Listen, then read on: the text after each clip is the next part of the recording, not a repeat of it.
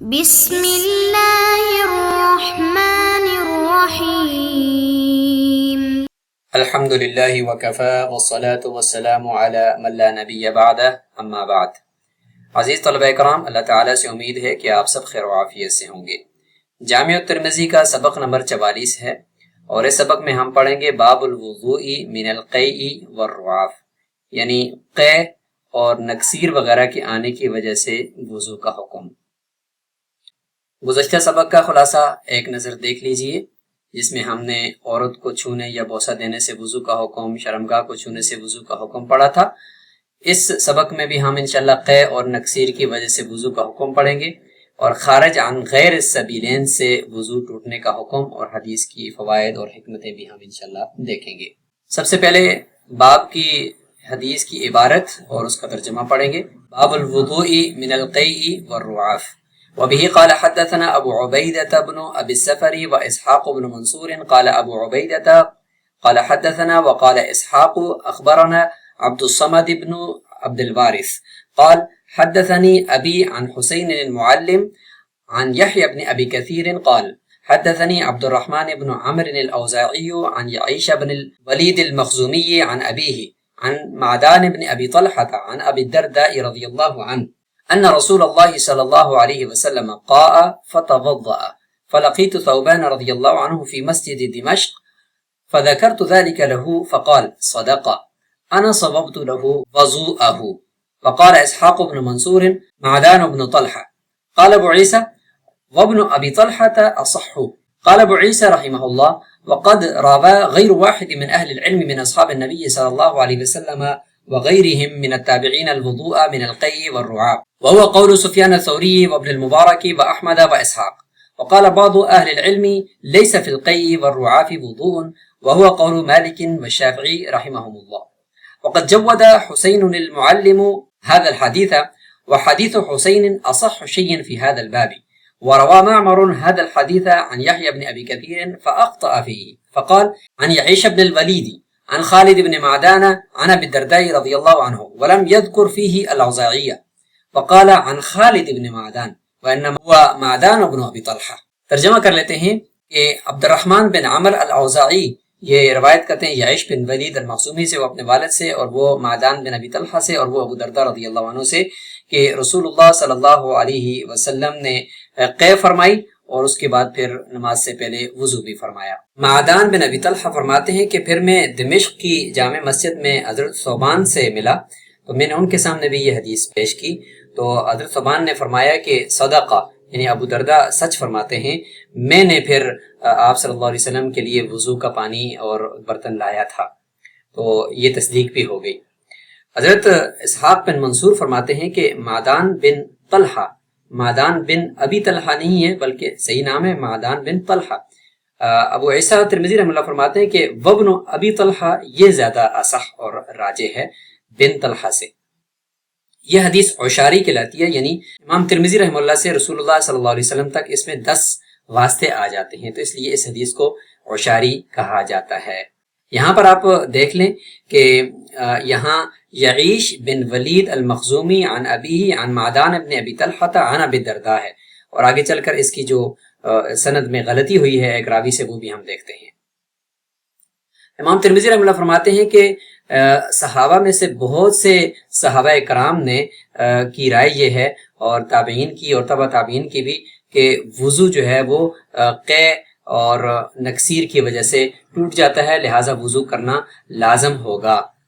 یہی سفیان ثوری اور عبداللہ بن مبارک، امام احمد، امام اسحاق کا بھی قول ہے۔ بعض اہل علم کے بارے میں فرماتے ہیں کہ ان کے نزدیک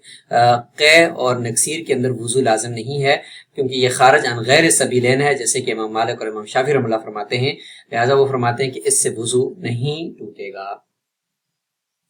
فرماتے ہیں کہ حسین المعلم نے اس حدیث کو جید قرار دیا ہے، اور حسین کی یہ جو حدیث ہے تو یہ اصح ما فی الباب ہے، اور معمر نے اس حدیث کو یحییٰ بن ابی کثیر سے بھی روایت کیا ہے، لیکن انہوں نے سند کے اندر غلطی کر دی ہے، اور وہ غلطی کیا کی ہے کہ دیکھیں، یعیش بن ولید عن خالد بن معدان، انہوں نے اوزاعی کا ذکر بیچ میں نہیں کیا، اور یعیش بن ولید عن خالد بن معدان کہہ دیا، اور اس کے بعد عن ابی الدرداء، جبکہ اصل خالد بن معدان نہیں ہے بلکہ وہ ہے معدان بن ابی طلحہ، تو انہوں نے غلطی سے خالد بن معدان کہہ دیا ہے۔ حدیث باب کے راویوں کو بھی ہم دیکھ لیتے ہیں۔ سب سے پہلے ابو عبیدہ بن ابی الصفر، ان کا پورا نام احمد بن عبداللہ بن محمد بن عبداللہ بن ابی الصفر ہے۔ سعید بن یحمد الکوفی۔ اسحاق بن منصور فرماتے ہیں یہ ان کے والد کا نام بن بہرام الکوسج ابو یعقوب التمیمی المروزی، یہ بھی ثقہ ہیں اور 11ویں طبقے سے ہیں۔ ابو عبیدہ فرماتے ہیں کہ ہمیں اسحاق نے روایت کیا، اور اسحاق فرماتے ہیں کہ ہمیں عبد الصمد بن عبد الوارث نے، یعنی ابو عبیدہ فرماتے ہیں اس سند کے اندر کہ ہمیں عبد الصمد نے حدیث ذکر کی، حدیث کے الفاظ یہ ہیں اور آگے پھر وہ حدیث ہے، اور اسحاق فرماتے ہیں کہ اپنی روایت میں کہ اخبرنا عبد الصمد بلفظ الاخبار، وہ لفظ اخبار کے ساتھ ہے، حدثنا کے ساتھ نہیں ہے۔ اور عبد الصمد بن وارث، یہ عبد الصمد بن وارث بن سعید العنبری التنوری ہے۔ حدثنی ابی کا مطلب عبد الوارث بن سعید بن ذکوان التمیمی العنبری۔ اور اس طریقے سے حسین المعلم کون ہے تو فرماتے ہیں الحسین بن ذکوان المعلم العوضی البصری، یہ بھی ثقہ ہیں۔ یعیش بن ولید المخزومی الاموی المعیطی، عن ابیہ سے مراد الولید بن ہشام بن معاویہ بن ہشام بن عقبہ بن ابی معیط۔ اور معدان بن ابی طلحہ، ان کو اب ابن طلحہ الیعمری بھی کہتے ہیں، یہ شامی راوی ہیں۔ اب مرکزی جو اختلاف ہے اس کو ہم ایک نظر یہاں پہ دیکھیں گے کہ قے اور نکسیر سے وضو کا کیا حکم ہے۔ تو مرکزی اختلاف وہ آیت جو وضو کی ہے اس میں ہے کہ او جاء منکم من الغائط، تو غائط سے کیا مراد ہے؟ تو ائمہ ثلاثہ اس کی تفسیر کو خاص مانتے ہیں، اور وہ ہے خارج عن سبیلین، یعنی پیشاب کے دونوں راستوں سے جو چیز بھی نکلے گی اس سے وضو ٹوٹے گا۔ احناف اس کی تفسیر کو عام مانتے ہیں اور فرماتے ہیں کہ بدن سے کسی بھی نجاست کا خروج ہو جائے اس سے وضو ٹوٹ جاتا ہے۔ اب فقی مذاہب میں امام شافعی اور امام مالک رحمہ اللہ فرماتے ہیں کہ قے اور نکسیر سے وضو نہیں ٹوٹتا کیونکہ وہ خارجن غیر سبیلین ہے۔ امام ابو حنیفہ اور امام احمد فرماتے ہیں کہ وضو ٹوٹ جاتا ہے، لیکن کچھ شرائط ہیں، وہ شرائط آگے آئیں گی۔ احناف کی اصل دلیل حضرت عائشہ رضی اللہ عنہ کی حدیث ہے کہ قے اور نکسیر پر وضو کا صریح قولی حکم ہے، اور احناف کی تائیدی دلیل حضرت ابو دردہ کی یہی حدیث ہے کہ یہ تائید ہے اس سے کہ نبی اسلام نے قے کے بعد وضو کیا تھا، یہ فعلی حدیث ہے۔ مخالفین کی دلیل میں یہ غزوہ ذات الرقاع کا واقعہ ہے کہ ایک صحابی کو تیر لگا اور اس کا خون بہتا رہا لیکن اس نے نماز کو نہیں توڑا، اور اس کا جواب جو ہے وہ حناف اور حنابلہ کی طرف سے یہ دیا جاتا ہے کہ یہ استدلال کمزور ہے کیونکہ وہ ایک عشق کا باب ہے، فقہ کا باب نہیں ہے، اور نتیجہ یہ ہے کہ احناف کے نزدیک قے اور نکسیر یہ ناقص وضو ہیں، اور اسی بنا پر بنا علی الصلاۃ نماز وہیں سے جاری رکھنا احناف کے نزدیک جائز ہے، مگر دیگر ائمہ کے نزدیک جائز نہیں ہے۔ الفقہ الاسلامی و ادلتہ کے اندر بھی یہ اختلاف اسی تفصیل کے ساتھ ذکر کیا گیا ہے کہ حنفیہ اور حنابلہ یہ فرماتے ہیں کہ وضو ٹوٹ جائے گا اگر شرط ایک یہ ہے کہ وہ منہ بھر کر قے کرے، اور منہ بھر کی تفسیر جو ہے وہ ہر ایک انسان کے لیے مختلف ہے، یعنی وہ سانس نہ لے سکے اور منہ کے اندر وہ سما نہ سکے، اتنی زیادہ ہو تو وہ باہر نکلنے لگ جائے تو اس کو ہم کثیر کہیں گے، اور حنابلہ کے نزدیک بھی کثیر اسی کو کہتے ہیں، ہر ایک انسان کے حساب سے اس کو ہم کثیر کہیں گے، اور یہ پوری تفصیل یہاں پہ اس ترتیب سے ذکر کر دی گئی ہے۔ بدائع ثنائی کے اندر بھی یہی تفصیل ہے کہ اگر منہ بھر کر ہوگی تو یہ حدث کہلائے گا، اور اگر منہ بھر کر نہیں ہوگی تو یہ حدث نہیں ہوگا، اس سے وضو نہیں ٹوٹے گا۔ امام ظفر رحمہ اللہ کے نزدیک تھوڑی ہو یا زیادہ ہو اس سے وضو ٹوٹ جائے گا، یہ حدث کہلائے گی، اور ان کے نزدیک اصل یہ ہے کہ جو منہ ہے اس کا حکم ظاہر کا ہے، لہٰذا اس کے اندر اگر کوئی بھی حصہ قے کا آ گیا تو یہ کہلائے گا کہ یہ باہر ہی نکل آیا ہے، یعنی خارجن غیر سبیلین سے باہر اس کا ظہور ہو گیا، لہٰذا اس سے وضو ٹوٹ جائے گا، چاہے وہ قلیل مقدار ہو یا کثیر مقدار ہو۔ یہاں پر پھر احناف کی بھی تفصیلی دلائل ذکر ہیں، آپ یہاں پہ دیکھ سکتے ہیں، اور احناف کی طرف سے ایک حضرت علی رضی اللہ عنہ کی حدیث ہے، ان کے اوپر موقوف ہے، رسول اللہ صلی اللہ علیہ وسلم سے مرفوعاً بھی ثابت ہے کہ عد الاحداث جملۃ وقال فیہا ابد ساعۃ تملہ الفم، اس میں پھر قے کا ذکر بھی ہوا کہ قے سے وضو ٹوٹ جاتا ہے، اور اس میں تملہ الفم کا جو لفظ ہے وہ موجود ہے۔ اگر تھوڑی مقدار حدث ہوتی قے کی تو پھر اس کو یہاں پہ اس طریقے سے ذکر نہ کیا جاتا۔ یہاں پر بھی مزید اس کی تفصیل آپ دیکھ لیجئے۔ معارف السنن کے اندر بھی اسی تفصیل کے ساتھ امام ابو حنیفہ رحمہ اللہ کا اور امام احمد رحمہ اللہ کا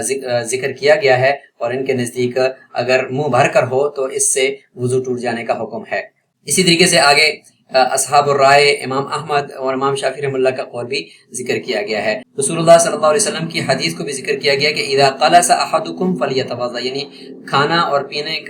پینے کے بعد جو کھٹا ڈکار آتا ہے اور وہ منہ تک آتا ہے، تو فرماتے ہیں کہ اگر یہ تمہارے